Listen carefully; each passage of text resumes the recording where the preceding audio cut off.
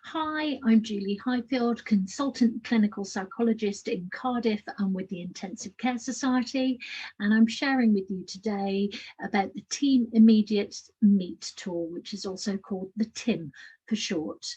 This tool was originally developed by Fiona Kelly and her team in the Royal United Hospitals in Bath. So the TIM is a communication tool. It's to allow us to have an ad hoc group check-in following anything that happens clinically that causes distress or stress in some way. So it might be after something like a cardiac arrest or a clinical incident in some way. And the tools are also known as hot debriefs. So the idea is that they happen as soon as possible after the event, led by people who were involved in the event.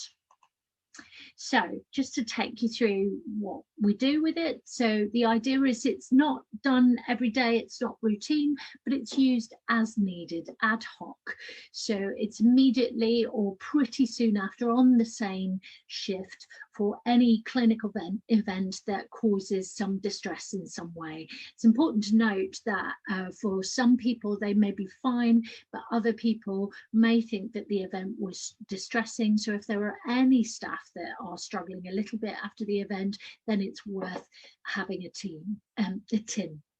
So anyone can lead a TIM. It's designed so that you can take yourself through it, but the leader is assigned in the moment, but it's not about being led by the consultant or the nurse in charge. It can be anyone that was involved. And see it as a communication tool to guide the conversation. So the leader works through the stages on the first page, which I'll take you through. And then as guided at the end of the first page, the names are collated so that anyone who might benefit from what we call a cold debrief or one-to-one support later down the line can have that. So that can be as a group or that can be as one-to-one. What's really, really important is that we don't make people attend these things. The evidence base says to us, if we mandate a debrief, then actually that can be quite harmful. It has to be a voluntary thing.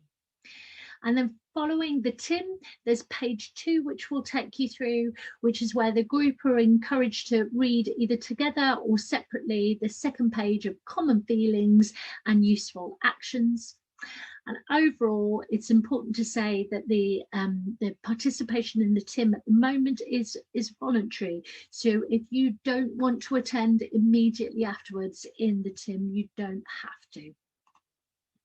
So just to take you through the stages, so you can see that it's prepare, meet, follow up. So it's nicely organized so that you can see the visual and follow it through. So in preparing, what you're doing is saying, okay, stop, let's get together, let's assemble in the corner of the unit or, you know, in a sort of a side room or something like that, but wherever is possible clinically, and aim for very brief. So maybe around about 2 minutes, and in the moment say, okay, who wants to lead this? Who is the TIM leader for this session?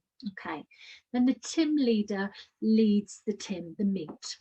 Starts by saying thank you for coming, and then ascertains very briefly, okay, let's just run through that really quickly in our minds. What happened? Aim for 1 or 2 sentences. Really important to keep this fact-based, because the evidence base tells us that if we start talking about, oh, I'm not sure, maybe this, maybe that, and opinions, that's actually where debriefing can be harmful. So keep it short, keep it concise, keep it very fact-based. This, then this, then this, then this. And then it's time to take that little step back and say, well, how are people doing? How are you? And most importantly, to say, you know, if you're feeling a bit shaky right now, that's absolutely fine. That's really quite normal and understandable. And to say, I hope you're okay, but it's okay if you're not. And for the TIM leader and anyone else, if they did find the event difficult, no matter how senior they are, it's important for them to say that and to own that and share that with the team. And then we have a page to help you do that. But what you do is you just kind of get people to write down their name and best point of contact, usually email, and you put that in the designated safe place for your unit. and that unit is emailed to someone. It's left blank for this one, so it's who's designated within your own unit to offer the potential follow-up as a one-to-one, which might be a psychologist or it might be a trim practitioner, and then potential for a group or a one-to-one cold debrief if needed. Then it's very much about saying to the team, okay, thanks for this. Take a moment if you can, and let's read through the information on the next page. So the information on the next page is broken down into two parts. So I've broken it down across the slides to make it easier for you to read. So first of all, common feelings. Now, this is all based on the World Health Organization's approach called psychological first aid, and it's an approach that's used in the aftermath of clinical events, major events, and traumatic events. So this is an evidence-based approach. And it's important to say, first of all, if you're feeling shook up, that's okay, because it's common. So it's very common to feel shook up and upset after events at work. And actually, part of what happens in the way in which our brain processes unusual events or events that feel like they were very testing or challenging for us is it tries to remember and it tries to work them through. And so it's not unusual to remember as you're trying to drop off to sleep, through your dreams and through daydreams and intrusive memories and thoughts and images throughout the day. Now, most people will naturally resolve these with just a bit of space and time to talk about this. We talk about some of the actions that help this in a moment, but basically expect this to last from a few days to up to a month. We call that the acute stress response. It's not a pathological response, it's perfectly normal. It's part of the body and the brain's coping mechanism to make sense of things. But actually, if it's not resolving within a month or the distress is really, really quite intense and hard to tolerate, that's when people should seek help through peer support or trim or psychology.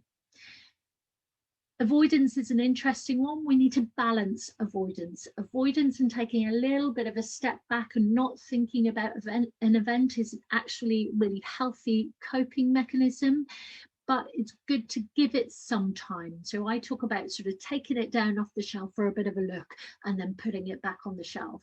So it's important that we allow our own time to think about it, to make sense of what we've seen. And actually, if you're finding that actually you're avoiding it because it's just too distressing to talk about, still a month down the line, again, that's when you seek help. Another important thing to say is if there are a number of events through the day, or if an individual has been exposed to repeated intense challenges, then they're more likely to struggle and more likely to experience distress and fatigue. So it's just a point of note for if that's you as a person to take extra special care in the actions that I'm about to list through. So the useful actions. Actually, it's really important, rather than kind of heading off, is to not go home straight away. So the evidence base tells us that if you go home after a traumatic shift and you go straight to bed, that actually your brain doesn't have time to process the information, and actually it's more likely to linger. So it's really important to basically put the information to bed before you go to bed. So that might be through talking to someone. That might be about writing a personal reflection. Great if you can do that in the context of work. If not, do that before you go to bed when you go home.